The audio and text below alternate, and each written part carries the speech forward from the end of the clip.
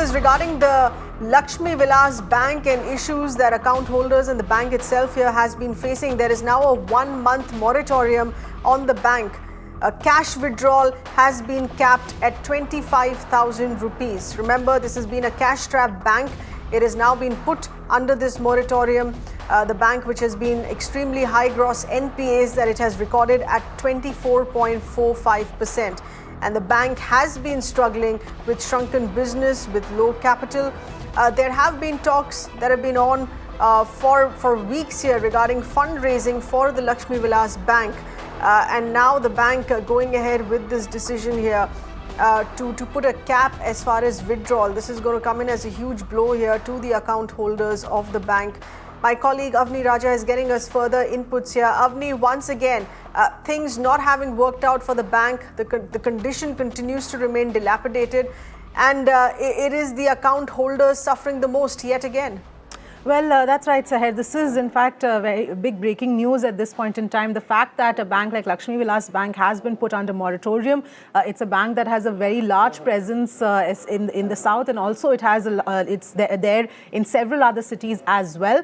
I just want to first take you through what the Reserve Bank of India has said as far as the position of Lakshmi Vilas Bank is concerned. So, RBI says that financial position of the bank has undergone a steady decline, with the bank incurring continuous losses over the last 3 years, eroding its net worth, absence of any viable strategic plan in terms of reviving the business, declining advances, mounting non-performing assets, that we're talking about the bad loans, which is over 20%, nearly 24% as far as the bad loans of the bank is concerned. And that's extremely high percentage of loans to have. That means that of all the loans that has given out, more than 24% of the loans are bad loans and they haven't been returned to the bank. The bank is also experiencing continuous withdrawal of deposits as well, is what RBI says, and serious governance issues and practices in the recent years have led to deterioration in its performance. Now, this is also important to note here because RBI is pointing out that there are governance issues which have been questioned and which have to be looked into. And of course, the RBI has said that there has been no revival, credible revival plan that has been put into place. And in the absence of that kind of a revival plan, this moratorium has been imposed for a period of 30 days. That's effective from today.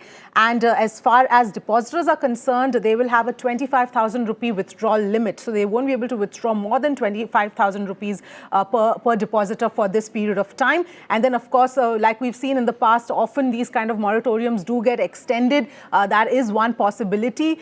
So, of course, so far, this is what we know at this point in time, Seher, as far as what the RBI is saying is concerned. RBI tells depositors not to panic and that a plan will be put into place. But for now, there is a cap on this. I just want to tell you a little bit about the bank itself. And I'm reading this out from the bank's website. It has about 563 branches and a huge presence in the state of Tamil Nadu, along with 16 other states and 3 union territories is where the bank has a presence as well. And the total deposits of the bank at this point in time is around nearly 21,000 crore of deposits. And these are some of the important points at this point, Seher.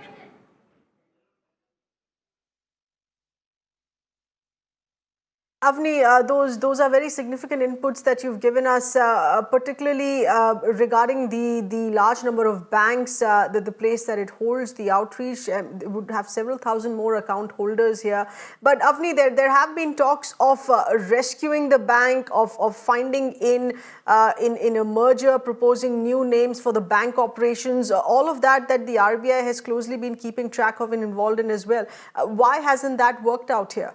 So at this point in time, Seher, the bank has been reeling under a lot of debt. I mean, a lot of, NPAs and other issues for several years now, and nothing so far has worked out. RBI has said that there hasn't been any kind of a proper revival plan that has been put in front of them. And there are other issues like governance issues. So obviously, if there are governance issues in place that are there in the bank, then obviously it would be difficult for anybody to sort of, go ahead and either infuse capital or look at any kind of a merger until those issues are sorted, because that has to first be looked into if there's any kind of corruption or if there's any kind of governance problems in the bank before sort of going through with any kind of a deal. So that is a very important point to look at here. We, of course, don't know the details of those issues. RBI has not mentioned it, but perhaps in the coming few days, we might get more insight into what exactly are these issues.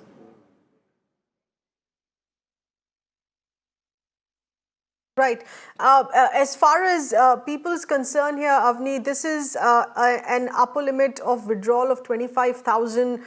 This is essentially per month. And in how many days is this to continue? In how many weeks and months is this to continue under this moratorium so far? So for now, the Reserve Bank has said that this moratorium is going to be imposed for a period of 30 days, which means that this 25,000 rupee withdrawal limit per depositor will be for that period of time. However, we don't know whether the moratorium is going to be extended, because if you remember in other cases such as the PMC Bank case as well, we saw the moratorium constantly getting extended and the withdrawal limits also constantly changing. That, of course, was a different issue. But here, for now, it's a period of 1 month. RBI also says that assuring the depositors of the bank that their interests will be fully protected, no need to panic. And in terms of the provisions of the Banking Regulation Act, the Reserve Bank has drawn up a scheme for the bank's amalgamation with another banking company. But all of that is still in the works and nothing concrete as yet, Seher.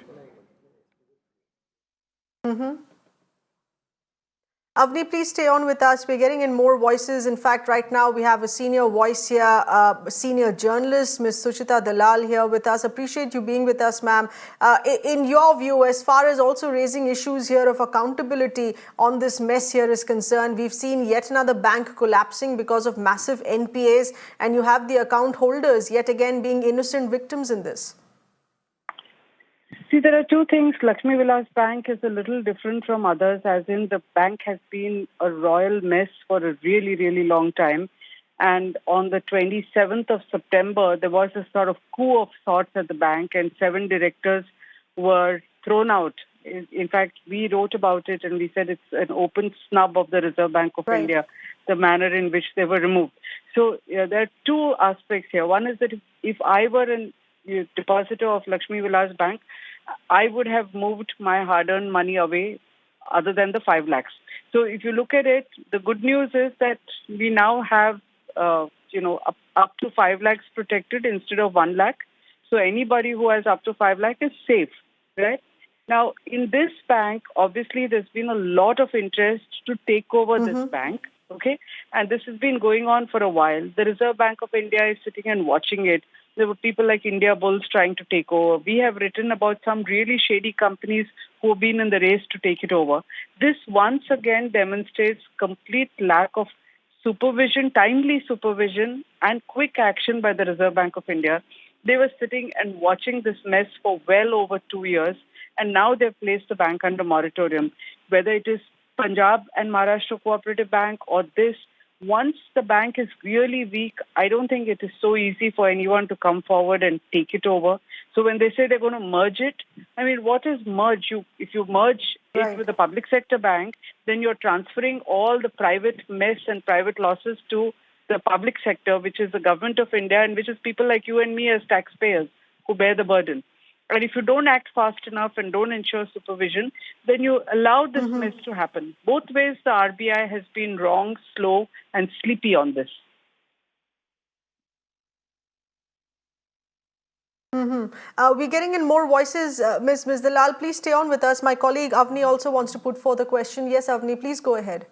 So, Chedadal, my question to you here was the fact that we've seen what's happened with PMC Bank as well, and even now there is still no resolution. It's been so long here since the depositors have been left in the lurch. But even here now in Lakshmi Vilas Bank, there is always that possibility that the moratorium continues to get extended, like we've seen in the past as well. This seems to be the case, like you were pointing out, that there is no proper action by the Reserve Bank of India, and it's left too long before something is done about it. Absolutely. So again, there's a difference between PMC Bank. It's a cooperative bank, so a bigger mess because it was under dual regulation. Now been entirely under RBI. But like I said, when there was a coup at the bank at the end of September, We're now in mid-November. So there should have been action almost immediately. And there should be a transparent way. Even if you look at PMC Bank, it's well over a year. And after they have run down the deposits of the bank, kept it alive, paid that hard-earned money of depositors to pay salaries to the staff, keeping 125 branches open, they finally are going around telling people, now do you want to come and bid? Which means that you have hollowed out the bank, you have made it less attractive, and now you're asking, will people buy it? It's exactly the same with Lakshmi Vilas. Here it's a private bank, so the level of interest was much higher. There are already foreign investors and others who are very interested in this bank. It could have been resolved much faster. I think the problem is that Reserve Bank of India can never make up its mind about who it wants. And no money in India among Indian investors, Indian industrialists, then you allow, with a lot of checks and balances, some foreign investors to come in. This is what could have happened in PMC Bank. Even in Yes Bank, they insisted that it will be only Indian banks it over. And after having got off to this great, save that we thought it's sort of steadily going down, now you have this. So even with Yes Bank, either it will be State Bank of India pumping public money there, or, it will need to be saved again sometime down the line, like has happened with Lakshmi Vilas. Lakshmi Vilas issue has been going on for 4 years. RBI has no excuse for not acting decisively.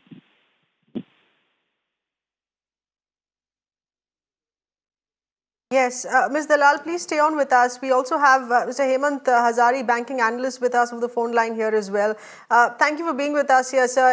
In your view, as how we have further been scrutinizing these developments here, to what extent is the RBI to be blamed for this? Should the RBI have stepped in earlier? This is a repeat of multiple similar such messes with other banks in the past that we've seen. I think the latest information is that RBI has proposed a draft agreement where DBS of Singapore is going to merge with Lakshmi Vilas, so the depositors' interest therefore will be taken care of. Now, coming to your question of could it have acted earlier, possibly so, but we have seen this time and time again that there is considerable mismanagement in the senior echelons of such banks. And neither does the board of directors take any interest, and the Reserve Bank of India wakes up late. And even in many cases, the press and the analysts who are supposedly monitoring all this do not raise their voices. So not just the RBI to blame, I think the entire ecosystem is to blame, because no one wants to shout at the early stage, when it should be shouted at. But nevertheless, I think what the latest communication from RBI is that DBS is going to acquire Lakshmi Vilas. So I think from the depositor's point of view, their deposit should be safe.